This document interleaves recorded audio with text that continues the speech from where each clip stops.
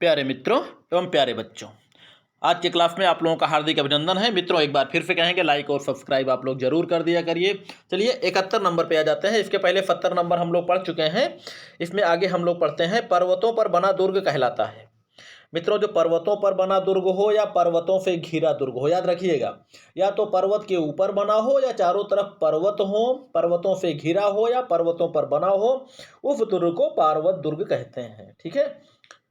अगला है, समतल मैदान में बना दुर्ग कहलाता है। तो मित्रों, जो समतल मैदान पर रेगिस्तान में जो बना दुर्ग होगा उसे कहते हैं धानवन दुर्ग। ठीक है। जंगलों एवं झाड़ियों में बना दुर्ग होता है वन दुर्ग। वन नाम आप परिचित हैं, इसमें आप लोग डिस्टर्ब मत होइएगा। वन माने जंगल होता भी है, जहाँ जंगल होता है वहाँ झाड़ी झील झंखार सब कुछ होते हैं। ठीक है। चलिए अगला है, कौटिल्य ने कितने प्रकार के युद्धों का वर्णन किया है। तो मित्रों, कौटिल्य ने मात्र 3 प्रकार के युद्धों का वर्णन किया है। हालांकि उसके पहले आप सब लोग जानते हैं धर्म युद्ध कूट युद्ध होता था, लेकिन कौटिल्य ने तीसरे प्रकार का एक युद्ध वर्णन किया है जिसे कहते हैं त्रिफणी युद्ध। ठीक है। तो कौटिल्य ने धर्म युद्ध, कूट युद्ध और त्रिफणी युद्ध 3 प्रकार के युद्धों का वर्णन किया है। ठीक है। आगे हम लोग चलते हैं। कौटिल्य के अनुसार युद्ध के प्रकार होते हैं। ठीक है। युद्ध के प्रकार कौन कौन से होते हैं? धर्म युद्ध, ये भी सही है। कूट युद्ध, ये भी सही है। त्रिफणी युद्ध, ये भी होता है। तो इसमें जो उत्तर होगा आपका होगा घा होगा आपका। ठीक है। यानी इसका जो उत्तर होगा आपका घा सही होगा। यानी कौटिल्य के अनुसार जो युद्ध के प्रकार हैं वो तीनों हैं, धर्म युद्ध, कूट युद्ध, त्रिफणी युद्ध, तीनों प्रकार के।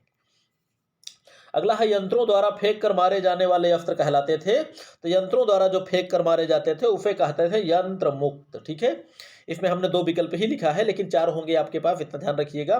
तो उसको कहते हैं यंत्र मुक्त। ठीक है। अगला है, हाथों से फेंक कर मारे जाने वाले अस्त्र कहलाते हैं, यानी यंत्रों से यंत्रों द्वारा यानी उपकरणों द्वारा, जैसे धनुष से बाण को छोड़ा जाए तो उसे कहते हैं यंत्र मुक्त। और हाथों से फेंक कर मारे जाने वाले अस्त्र कहलाते हैं पाणी मुक्त। ठीक है।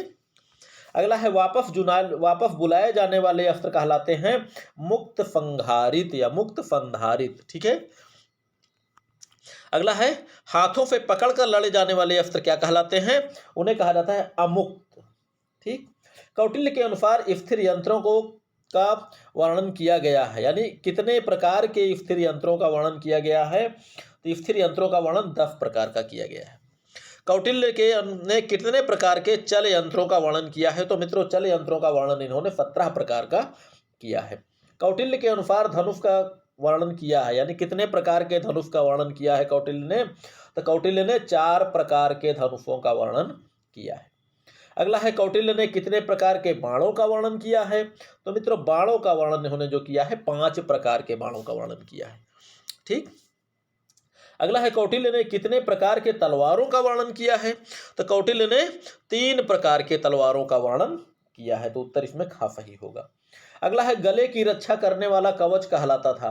तो गले की रक्षा का मतलब होता है कंठ, कंठ माने गला, तो वही है कंठ त्राण। ठीक। अंगुलियों की रक्षा करने वाला कवच कहलाता था, तो उसे कहते हैं मित्रों नागोदरिका। ठीक।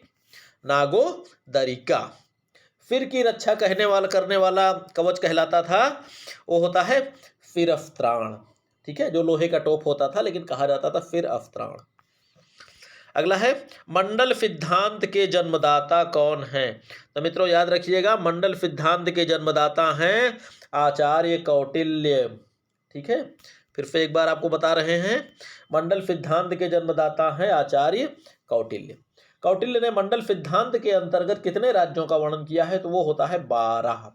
मित्रों, इसमें जो है कौटिल्य ने मंडल सिद्धांत के अंतर्गत एक प्रकार से हम विदेश नीति कह सकते हैं, या राज्य के जितने प्रकार हो सकते हैं उनमें राज्य संबंधों का वर्णन इन्होंने किया है।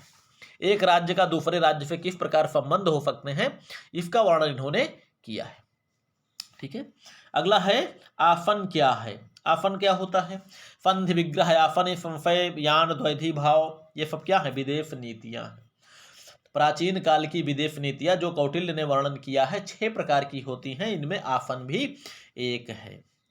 अगला क्या है? विग्रह, यान, संशय, द्वैधी भाव, ये सब क्या है? ये सब भी विदेश नीतियां हैं। 6 प्रकार की विदेश नीति का वर्णन कौटिल्य ने किया है, संधि, विग्रह, आसन, यान, संशय, द्वैधी भाव। ठीक है। अगला है, युद्ध के प्रमुख सिद्धांत कितने हैं? मित्रों, युद्ध के प्रमुख 10 सिद्धांत हैं। ठीक है, प्रमुख 10 सिद्धांत हैं, जिसमें जो प्रमुख सिद्धांत है वो है लक्ष्य का चयन एवं उसका निर्वाह। क्योंकि लक्ष्य अगर आपने चयन ईमानदारी से कर लिया और उसको आपने प्राप्त कर लिया तो विजय आपकी निश्चित है। ठीक है, अगला है जनरल फुलर ने कितने युद्धों के सिद्धांत का वर्णन किया था? तो जनरल फुलर ने 8 सिद्धांतों का वर्णन किया था, जिसमें बाद में मनोबल और प्रशासन को जोड़कर वो सिद्धांत पूरे 10 हो गए। ठीक है, चलिए, युद्ध का प्रमुख सिद्धांत होता है, तो युद्ध का प्रमुख सिद्धांत अभी आपको बता चुके हैं, वो होता है लक्ष्य का चयन एवं निर्वाह। युद्ध के देवता के नाम से जाना जाता है, तो मित्रों युद्ध के देवता के नाम से जाना जाता है नेपोलियन को। जोमिनी एक ऐसा व्यक्ति है जो केवल युद्ध के बारे में ही सोचता है, यह कथन है नेपोलियन का।